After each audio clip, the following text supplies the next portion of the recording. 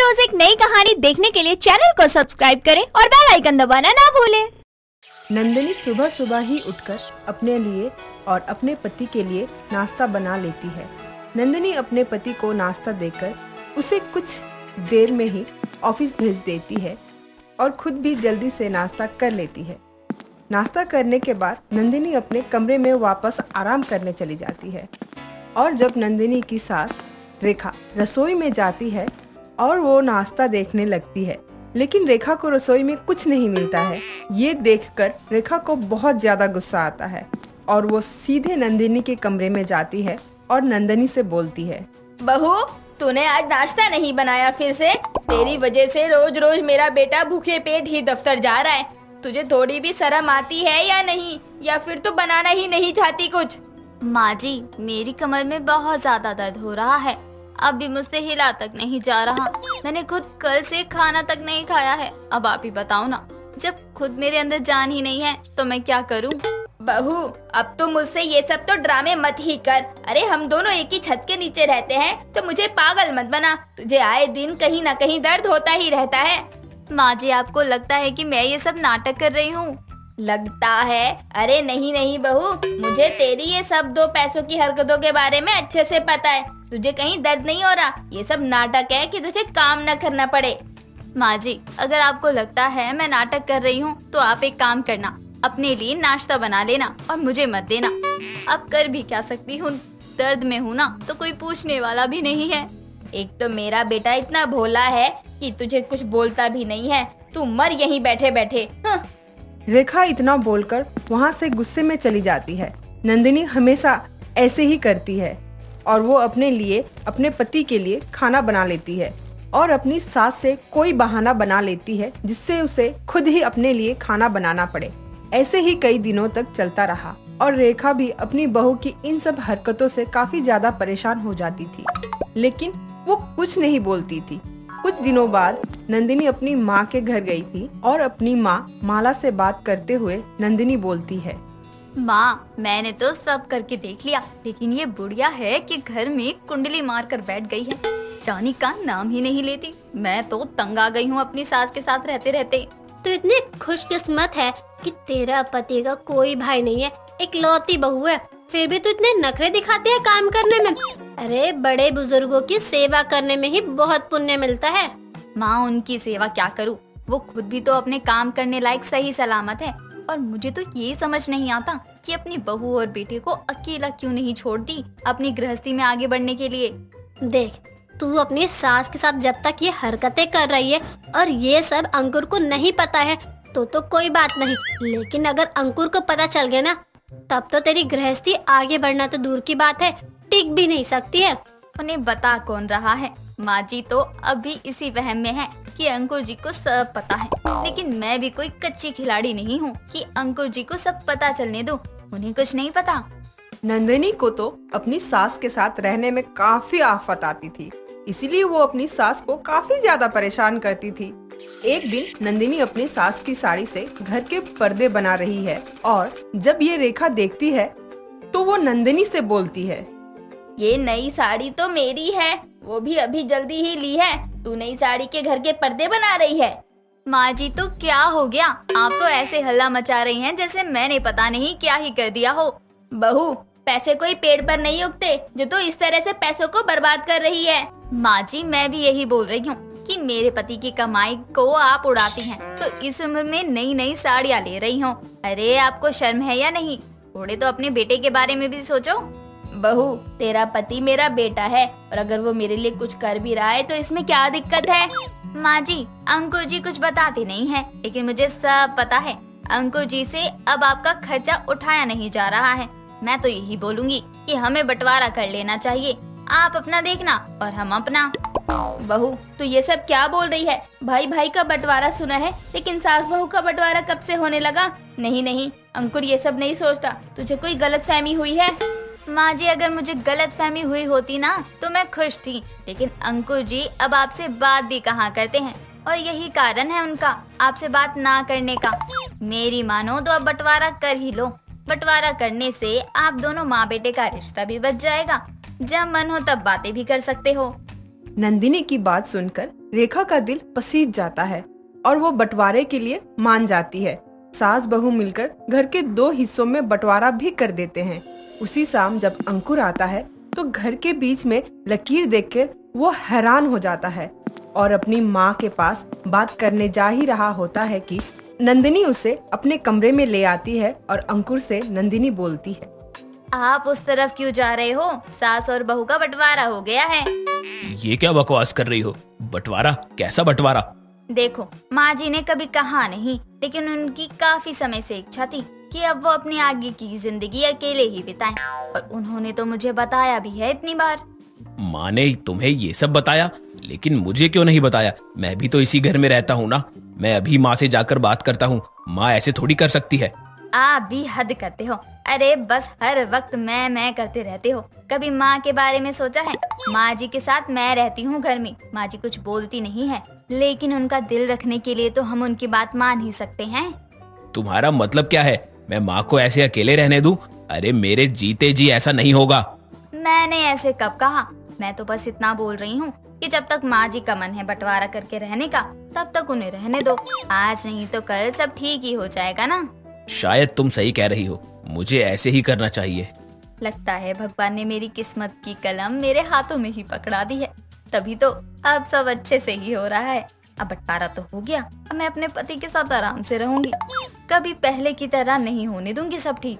नंदिनी अपने गंदे इरादों में कामयाब हो जाती है और सास बहू का बंटवारा हो जाता है। बंटवारे के बाद रेखा बिल्कुल ही अकेले पड़ गई थी। वो एक कोने में ही रहती थी, ना ही किसी से बोलती थी और ना ही कोई दिक्कत आने पे अपने बहू बेटे के पास जाती थी। धीरे धीरे ऐसे ही समय बीत जाता है। अंकुर भी मजबूर था, वो भी कुछ नहीं बोल रहा था। कुछ दिनों बाद नंदिनी का पैर सीढ़ियों से फिसल जाता है और वो गिर जाती है। उसके सर पर काफी चोट भी आती है। रेखा उसे डॉक्टर के पास लेकर जाती है और पट्टी करवाती है। जब नंदिनी को होश आता है तो बस वहाँ पर रेखा ही होती है। रेखा नंदिनी से बोलती है, बहू तो ठीक है ना? घर का बंटवारा हुआ है, इसका मतलब ये थोड़ी कि मैं तेरी सास नहीं हूँ, तो अपना ध्यान क्यों नहीं रखती? माँ जी मुझे माफ कर दो। बस अभी कुछ मत बोल, पहले वहीं घर चल, फिर बात करेंगे। तुझे तो ऐसे देखकर मेरी हालत और ज्यादा बिगड़ गई। रेखा नंदिनी को लेकर घर आ जाती है। जैसे नंदिनी घर आती है तभी वहाँ अंकुर भी आ जाता है। नंदिनी को अपनी गलती का भी एहसास हो गया था, इसीलिए वो अपने पति और सास को बोलती है, मुझे माफ कर देना। सास और बहू का बंटवारा माँ बेटी की वजह से नहीं, बल्कि मेरी वजह से हुआ था। मैं नहीं चाहती थी कि हम माँ जी के साथ रहें, इसलिए मैंने आप दोनों के बीच में मतभेद लाने की कोशिश की। तुम्हारी वजह से मेरी माँ को अकेले रहना पड़ा। तुम इस हद तक नीचे गिर गई। तुम बंटवारा करवा रही थी ना, तो अब तुम खुद अकेले रहोगी, तब ही अक्ल आएगी तुम्हें। नहीं बेटा, बहू को अपनी गलती का एहसास हो गया। ऐसी हालत में उसे अलग करना भी सही नहीं है। वैसे भी जब गलती का एहसास हो तब हम बड़ों को उसे माफ कर देना चाहिए। रेखा अपने बेटे को समझाती है। अंकुर को समझ आ जाता है, लेकिन नंदिनी भी अपने किए हुए पर काफी शर्मिंदा थी। इसीलिए अब तक उसने जो भी किया वो बस अब सुधरने की कोशिश में लग जाती है। राघव अपने गरीब माँ बाप का एक लौता सहारा था, क्योंकि बहन निशा की शादी के बाद अब राघव ही उनकी उम्मीद था। और गरीबी के कारण अपने कॉलेज की पढ़ाई को अधूरा छोड़कर राघव ने अपने पिता के साथ मजदूरी करना शुरू कर दिया था। लेकिन लगभग 1 साल तक मजदूरी करने के बाद जब राघव और उसके पिता को अब काम मिलना बंद हो गया था, तो ये सब देखते हुए एक दिन राघव की माँ अनुराधा उससे कहती है, राघव बेटा, तू तो इतना पढ़ा लिखा है, कॉलेज भी गया था, तो ये मजदूरी छोड़ के कोई नौकरी कर ले बेटा। क्या है ना, तुझे पता है तेरे बापू के सर पर तेरी बहन की शादी का बहुत कर्जा है और अब मजदूरी का भी काम नहीं मिल रहा। तो अगर तू कोई नौकरी करेगा तो घर चल पाएगा और जिनका कर्जा लिया है उनको दे पाएंगे। ठीक है माँ, मैं कल ही गांव से बाहर शहर में जाकर नौकरी के लिए ट्राई करता हूँ। कॉलेज की पढ़ाई 1 साल पहले छोड़ चुका राघव अब अपने घर के हालातों को देखकर काम की तलाश में शहर जाता है, जहां वो एक बड़ी सी कंपनी में इंटरव्यू देता है।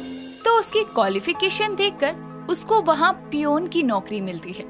जिसके बाद वो जैसे ही कंपनी से बाहर निकलता है तो उसको वहां उसके कॉलेज का एक दोस्त मोहन मिलता है, जो राघव को देखकर कहता है, ओ भाई राघव, कितने टाइम बाद दिखा यार। कॉलेज बीच में छोड़कर कहाँ चला गया था और यहाँ क्या कर रहा है? कैसा है भाई? मैं तो यहाँ नौकरी के लिए आया था। ओ भाई, हमारे कॉलेज का टॉपर भी इसी जगह नौकरी के लिए आया। वैसे मैंने भी इंटरव्यू दिया है और मुझे भी नौकरी मिल गई। सही है, तुम्हें भी मिल गई होगी, तो अब से दोनों दोस्तों को एक दूसरे का साथ मिल जाएगा। हाँ अच्छा चल, बाद में मिलते हैं, अभी मुझे काम है घर पर। इतना बोलकर राघव वहाँ से चला जाता है और घर जाकर अपनी नौकरी के बारे में अपनी माँ और पिता को बताता है।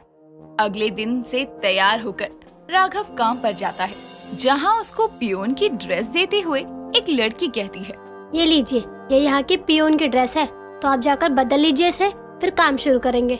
राघव कपड़े बदल कर आता है, जिसके बाद उसको सबको चाय देनी होती है। वो अपने ऑफिस के स्टाफ को चाय बांट रहा था और जब वो मोहन के पास पहुंचता है तो मोहन उसको चाय बांटता देखकर कहता है, अरे भाई, ये क्या, तू चाय क्यों दे रहा है और ये कपड़े? वो मैं यहाँ पर पियोन की नौकरी के लिए सेलेक्ट हुआ हूँ, क्योंकि मेरी क्वालिफिकेशंस उसी के अकॉर्डिंग थी। अच्छा तुम अब चाय लो, मुझे और भी काम करना है। मोहन जहाँ उसी कंपनी में ऊंची पोस्ट पर था, तो वहीं राघव एक पियोन की पोस्ट पर था। ये देखकर मोहन को बुरा तो लगता है, लेकिन वो कुछ कर नहीं सकता था। दिन गुजरते हैं, दोनों दोस्त अपने अपने काम को अच्छे से करते हैं और पूरा महीना बीत जाता है। तनख्वाह मिलने का समय आता है, जिस पर एक शाम मोहन राघव से कहता है, राघव यार, सैलरी आने वाली है। पता है, मैं तो बहुत एक्साइटेड हूँ। बहुत कुछ प्लान किया है मैंने इस सैलरी से। जैसे पहले तो मम्मी को एक अच्छी सी ड्रेस गिफ्ट करूंगा, गर्लफ्रेंड को भी एक आधा गिफ्ट दे दूंगा, पार्टी करूंगा दोस्तों के साथ। क्यों, तुझे घर पर नहीं देने होते पैसे? भाई पापा का खुद का काम है, पैसा बहुत है घर वालों पर। वो तो बस मैं नौकरी एक एक्सपीरियंस के लिए करना चाहता था। अच्छा तू बता, तू क्या करेगा अपनी पहली सैलरी से? मैं पहले तो माँ को घर में राशन भरवाने के लिए पैसे दूंगा। पापा के ऊपर थोड़ा कर्जा है, तो उसको चुकाने के लिए थोड़े पैसे हर महीने जोड़ने हैं। दीदी के ससुराल में थोड़े पैसे भेजने हैं। इन सब में तू कहाँ है? मतलब तेरी कमाई से तू खुद पर नहीं खर्चेगा? भाई हम गरीबों की कमाई खुद के लिए नहीं, परिवार के लिए होती है। मेरे पापा ने किसी तरह मुझे 2 साल ही सही कॉलेज भेजा। आगे दीदी की शादी के चक्कर में पैसा नहीं हो पाया, इसलिए पढ़ाई छोड़कर काम करना पड़ा। अच्छा चलो, तुम्हारे तो जाने का टाइम होने वाला है, मुझे पूरा ऑफिस साफ करके जाना है। ऑफिस से निकलने से पहले सबकी सैलरी उनके अकाउंट्स में आ जाती है और राघव को ऑफिस से कैश दिया जाता है। घर जाते ही 1 महीने की कमाई सभी हिस्सों में बट जाती है और राघव के हाथ में कुछ नहीं बचता। अब उसको फिर से अगले 1 महीने के लिए मेहनत करनी थी। अब दोबारा से नया महीना शुरू होता है। राघव अपने काम में कोई कसर नहीं छोड़ता, लेकिन एक पियोन की सैलरी से उसका गुजारा चला पाना मुश्किल था।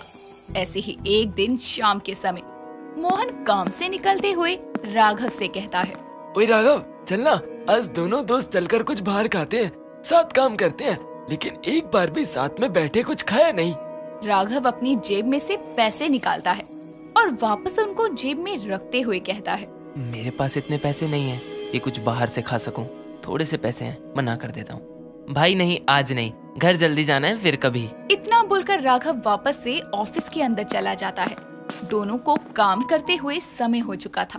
एक शाम ऑफिस में चाय बांटते हुए राघव के हाथों से वहाँ की एक फीमेल एम्प्लॉय पर चाय गलती से गिर जाती है, जिस पर वो लड़की राघव को सबके सामने थप्पड़ मारते हुए कहती है, आंखें है या बटन, सारी ड्रेस खराब कर दी। I am so sorry madam, गलती से हुआ है, जानकर नहीं किया। रहने दो, गलती से किया। तुम पियून का ना काम में मन नहीं लगता है। तुम्हारी तो मैं अभी बॉस से शिकायत करती हूँ। ऐसे अनपढ़ गवारों को काम पे रख देते हैं। बस बहुत बोल ली तुम।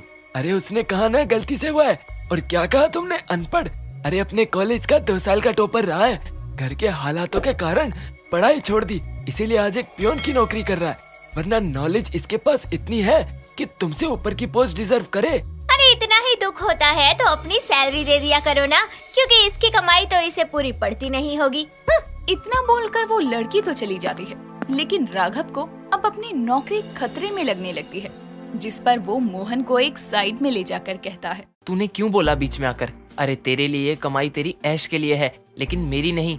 मेरी ये थोड़ी कमाई ही मेरे घर के लिए बहुत है। घर चल रहा है मेरा इससे। अगर नौकरी जाने से कमाई बंद हो गई तो मैं और मेरा पूरा परिवार भूखा मरेगा। राघव, मैंने तो बस तुझे नीचे दिखाने वाली को सबक सिखाया। जब तूने कुछ किया ही नहीं तो तू सुनता क्यों? हम गरीबों को सुनना पड़ता है। पढ़ा लिखा होने के बावजूद ऐसे पियोन की नौकरी करनी पड़ रही है। वैसे ही गलती होने पर मुझे सुनना पड़ता है, क्योंकि मेरे बोलने से मेरी नौकरी जाती, मेरी कमाई का एक साधन जाता जो मैं अफोर्ड नहीं कर सकता। राघव के इतना बोलते ही एक एम्प्लॉय वहाँ आकर उसको बोलता है कि उसे बॉस ने बुलाया है। राघव की कंपनी की बॉस एक फीमेल थी जो उस वक्त ऑफिस में ही मौजूद थी। जब उस लड़की ने राघव को सुनाया तो दूसरी तरफ बॉस के बुलावे को सुनकर राघव जाते हुए घबराते हुए मोहन से कहता है, गई मेरी नौकरी। राघव अपनी बॉस के पास जाता है, जहां वो जाते ही अपनी नौकरी बचाने के लिए माफी मांगते हुए कहता है, मैडम माफ कर दो, दोबारा ऐसी गलती नहीं होगी। मैंने जानकर नहीं किया, गलती से हुआ था, माफ कर दीजिए मैडम। मैं जानती हूँ राघव, तुमने जो किया जान के नहीं किया और तुमने उस चीज की माफी मांगने में भी देरी नहीं लगाई। और हाँ, मैंने सुना तुम अपने कॉलेज के टॉपर थे। जी मैडम, वो 2 साल तक। तीसरे साल मुझे पढ़ाई छोड़नी पड़ी। घर के हालत ठीक नहीं थे, पिताजी भी बूढ़े हो गए थे, उनसे काम नहीं हो पाता था, इसीलिए उनकी मदद के लिए। लेकिन फिर वहाँ की कमाई भी घर में कम पड़ रही थी, इसीलिए मुझे नौकरी करनी पड़ी। तुमको ये पियोन की सैलरी कम नहीं लगती? मैडम, हम गरीबों के लिए कमाई का साधन मिलना बहुत मुश्किल है और मेरी पढ़ाई भी पूरी नहीं हुई थी, तो मैं कैसे कुछ ज्यादा एक्सपेक्ट करता। तुम्हारी ईमानदारी और अब तक के काम को देखते हुए मैं तुम्हें प्रमोशन देती हूँ। एक एम्प्लॉय के रूप में अब से तुम इस कंपनी में काम करोगे। और हाँ, मैं तुम पर भरोसा कर रही हूँ, तो मेरे भरोसे को सही साबित करना और अच्छा काम करना। सच में मैडम, आपने तो मेरी जिंदगी संवार दी। अच्छा मैडम, मेरी सैलरी भी बढ़ेगी? हाँ राघव, पोस्ट बढ़ी है तो सैलरी भी बढ़ेगी। अच्छे से काम करना। राघव ये सुनकर बहुत खुश था। बाहर आकर वो अपने दोस्त मोहन को गले लगाता है, जो उसका कैबिन के बाहर खड़ा इंतजार कर रहा था।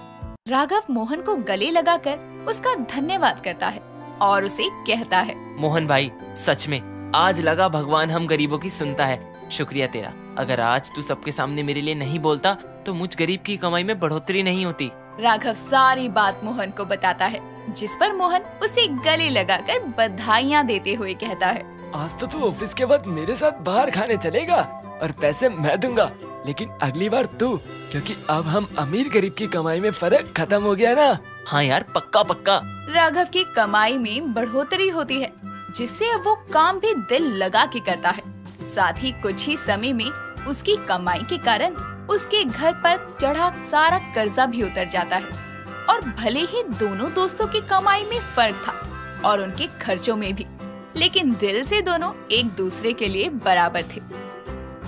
दोस्तों, अगर आपको ये कहानी पसंद आई तो इसे लाइक करें, शेयर करें और कमेंट करके बताएं कि कहानी में आपको सबसे अच्छा क्या लगा।